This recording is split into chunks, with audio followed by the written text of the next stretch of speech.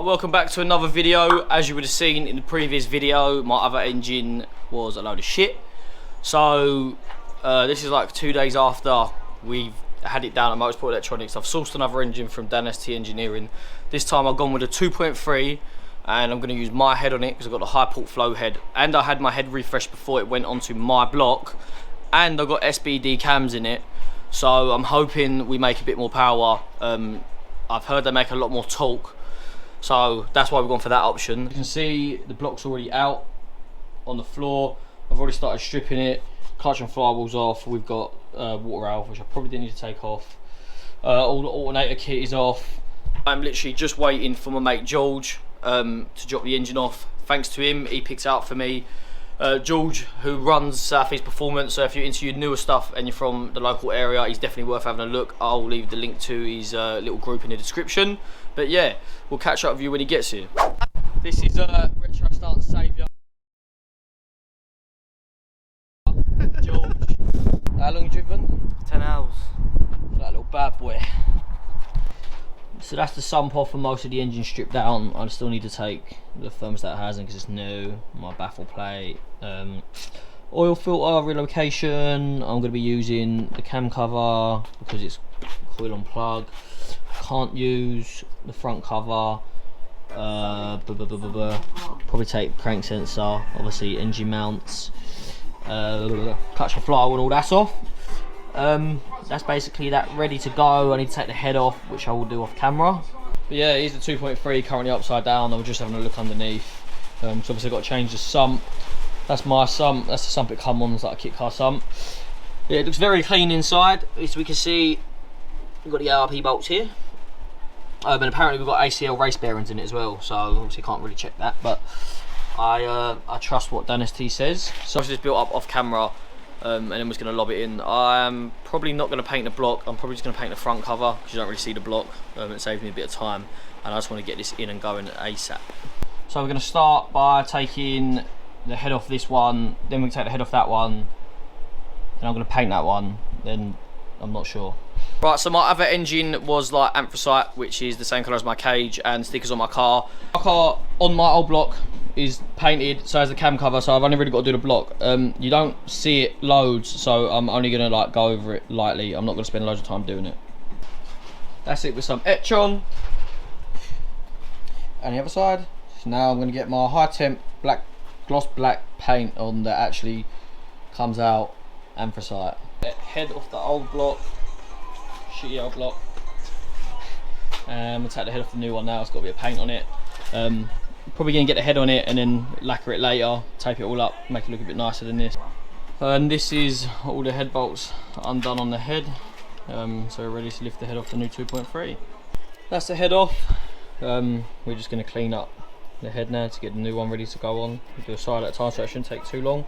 Something to note, not sure why, possibly because it's 2.3, that these pistons are, what do you call them? Bucket? Dish pistons. And on the 2 litre block they're not, they're completely flat. I'm guessing that is something specific to it being 2.3. All cleaned up. Julian done most of that work, to be fair. He likes clean stuff. I don't like cleaning shit. Yeah, right, I don't. And then we've got new head gasket to go on, so we're going to get that on. We're going to talk it down. I'm not going to record it because it's a bit of an awkward process, so I might talk through it after. We've started talking them down. I think, how'd it go? This is 1, 2, 3, 4, 5, 6, 7, 8, 9, 10. That's the sequence you do it in. The first thing we've done is, dropping stuff. Torqued them down to 5 Newton meters with the little quarter drive. And now we're going to 15. And then, what's it after 15? 45. And then 44 torqued up. Julian just landed cams in, set at TDC, torque down, gonna get the chain on, and then we'll recheck the timing, get something done. Right, so since the last clip, I basically stopped what I was doing. I put the head on, and then I had valves touching the pistons because when I timed it, the front pulley slipped. It was only by hand, so not really any damage done. But what I've done is got in contact with my mate from Ainsford Garage, Matt Preen, who builds engines, bikes, all that sort of stuff, and I asked him if he could check it all, pressure test it, time it up and everything like that, because it's me just guessing at the minute. The cams needed timing properly with a dial gauge and all of that, and I've got no idea what I'm doing with none of that. I only timed them like normal cams, which is probably why they was tapping on the piston. Yeah, it's in the back of my BM, which is outside the garage. I'm going to get it out and then I'm going to start putting all of my rear wheel drive stuff on it. That's the sump pickup pipe on. Engine's clean enough. Sump's clean enough. I'm going to put it on and torque it down. Right, so that's the sump done and sealed. Thank you to Mr. Pink for giving me a hand doing that, making sure everything was clean. My thermostat is on. Used it off my old block because it's basically new. Airtech baffle plate. This one's blanked at the minute, but I have ordered an AN10 fitting to go to the breather tank, which if you've watched my videos you would have seen. I'm going to get that modified.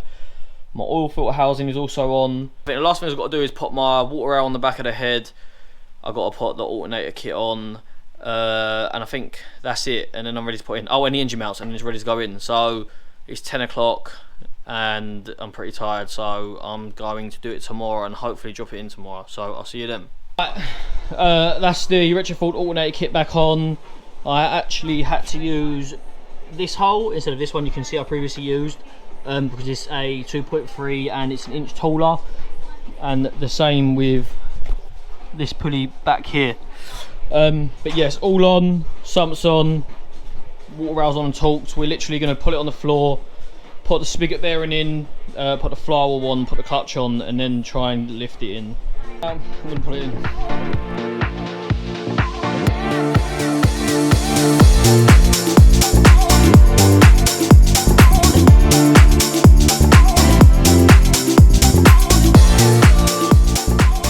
As I said, I didn't record it properly, but that is the 2.5 in. The manifold is rested in place because, yeah, 2.3, not 2.5. The manifold's rested in place because, as I said earlier, the block is 25mm, an inch higher than the 2 litre, and I thought I was going to have clearance issues down here, but I haven't. I'm cool, I've got enough room. I've tested the bonnet and the bonnet clears as well. This is quite tight, but it clears. Other than that, everything's gone on. It was a bit of a pig to get in, but it's in. It's 11 o'clock now, so I'm not going to bother doing the rest. I'll do the rest tomorrow and possibly start it. Right, so now you've seen the engine in, it's the next day. The first thing I'm going to do is plug all my loom in, because while there's no manifolds on it, linkage is in the way, it's a lot easier to do. Plug the loom in, put the starter motor on, then the exhaust and the bodies. I'll just come back when I've done a bit by bit. Starter motor on, oil, the sensor is in, I'll plug the coils in a sec, alternator wires are on, earth straps on, just going to put the manifold on, then put the bodies on. That's the engine in, manifold on, bodies on, everything's on, but it's like 10:30, so I'm not going to start it today. I've got cheap Halfords oil that I'm going to use for the dyno, and then I'm going to put proper castor in it after, but I'll come back tomorrow when I run it. Put it in the garage kettle to good use. Right, so I'm back. It's the next day. You'd see me just put some water and oil in it. I've not got any leaks while it's not under any pressure. First thing I'm going to do is I'm going to hook all my battery back up, just check everything works, take it out of gear. I'm going to crank it over to get some oil pressure in it. I'm just going to unplug the coil packs and then check if I've got any leaks again, and then I'm probably going to go for the first start after that.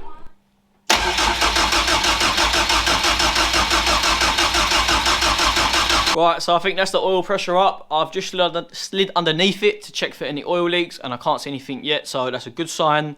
I'm just going to go for first start now.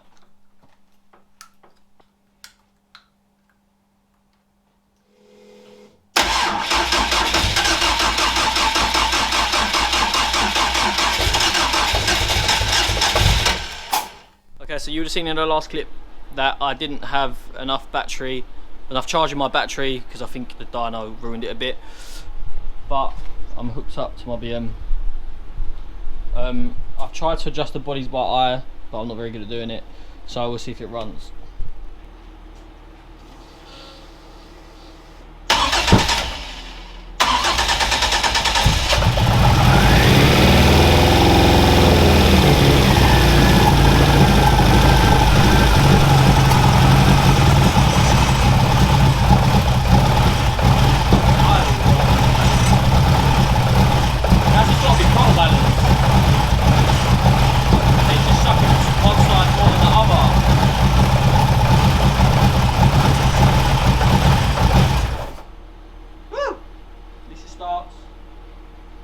Right, so as you would have seen in the last clip, it's running again after I had low battery and I had to mess around with the throttle bodies a little bit to try and get them to idle right. You would have heard it misfire again. I think that's down to throttle balance, I guess, and I think it's flooding out the plugs, and I'm not going to keep throwing loads of plugs in it because they're like 30 quid a go. I'm going to end up leaving it to when it gets mapped to get sorted. All I'm bothered about is it actually runs. So just to go over it, I'm using a 2.3 bottom end now with a 2 litre head. The head's been skimmed. A 2.3 runs higher compression anyway, and I've got a small skim to run a bit more compression. I've got SBD DUR01 cams, which are the highest lift that you can get without pocketing the pistons. And the Gen Vs, I thought they were 45s, but I double checked and they're actually 48s. I'm not sure what power it's going to make. It did make 189 on the old 2.3 head with stock cams and jigsaw bodies, so I'm hoping we fly a little bit better. Hopefully 210-ish I'd be very happy with. Over 200 is good for me anyway. I'd rather it drive nice and make lower power, to be honest. I've got to do a couple other things. I've still got to get my bonnet on. I've already done 2 pins. I'm going to do the other 2. I'll show you that a little bit later on in the video. And I also want to put a couple more fittings into my oil catch can to try and help my engine breathe a little bit better. Right now I've got the one AN6 coming out of the breather plate down there. I'm going to put another AN6 up there, and then I think I'm going to do an AN10 out of here. Pretty annoying because I'm going to have a fat loop here, but anything about it, it's better to let it breathe than it is to let it clog up. So I'll catch up with you when we're getting onto some of that stuff. So next on the list, I'm going to be putting bigger trumpets on. These are 90mm ones. I bought these from Spooks Racing. The ones I had on it before were 40 or 45mm. So these ones, I've already took them off. That one's got a little dink in it actually. But as I've read, the longer the trumpet, apparently they make a bit more torque and they look a lot better because these ones are looking a little bit worn out. So I'll show you when I've got them on. So that's the new trumpets on, looking nice and shiny. Like I said, these are the 90mm ones. Hopefully there's enough gap here. I think it's about 30mm, which everyone told me around an inch would have been alright. Right, so I've just been to my mate Joe Penfold and he's put another fitting in my oil catch can for me. It's an AN10 fitting. Going to put it back in there, and then got a couple of AN10 fittings. This is my oil catch can, and I've got an AirTech baffle plate in the side of the block. That's the other line made, so I'm going to get that on. Right, so I'm putting my bonnet on. All we did was put these in place, put a little bit of tape on the bonnet, put a little bit of black on here, lean the bonnet on, drill the holes. Right, so my bonnet is done. It's up there. Long story short, my camera died when I was doing it and I didn't want to run back in and get a charger. It's all leveled out. I'm just using these bits of rubber just to get the right height. It is a bit flappy up the back here, so I'm probably going to have to do something around this area. The little side thingies don't actually sit in with the bonnet because it's fiberglass. Not a bad fit, it's not the worst, but it's not the best. Obviously it's fiberglass, so it is what it is. But with these little rubber things, I'm probably going to get my mate George, who 3D printed me them reservoirs, to 3D print some so they're level all round and they look a bit nicer, it's a little bit tighter. And yeah, so I'll get him to do some of them and then I'll put them in at a later date. I just got one from SC's. I got this ages ago. I'm going to get another nice one made, probably something different written down here. But I've got these little eBay LED number plate light bulbs. The reason I'm using these is because I've got carbon bumper and it's a bit awkward to cut the number plate lights in, and I'm actually using the holes where the number plate lights would have been to secure my bumper because it twists. So normally they'd be like here, but obviously I'm using these, so I can't do that. So we're going to put these in. I'm just going to put them in at each edge. Probably just measuring 10mm, 5 or 10mm in, 20mm in, whatever, and then central down here. So come back when I've got them in. Yep, so I measured the plate with central, then I measured 25mm in, I measured the height of the plate, which is 112mm, so that makes it 56mm in the middle. So we're 25mm in here, 56 down from here, and the same on this side. So I'm going to drill them out and get them in. And that's them mounted, so they just look like little number plate screws. I will test them at a later date. Right, that is going to be the end of this video. It was filmed over a few weeks, so again, if it seems a little bit messy, sorry about that. Obviously got quite a lot done. I'm going to be going back to Motorsport Electronics this Thursday. I'm finishing recording this the weekend before.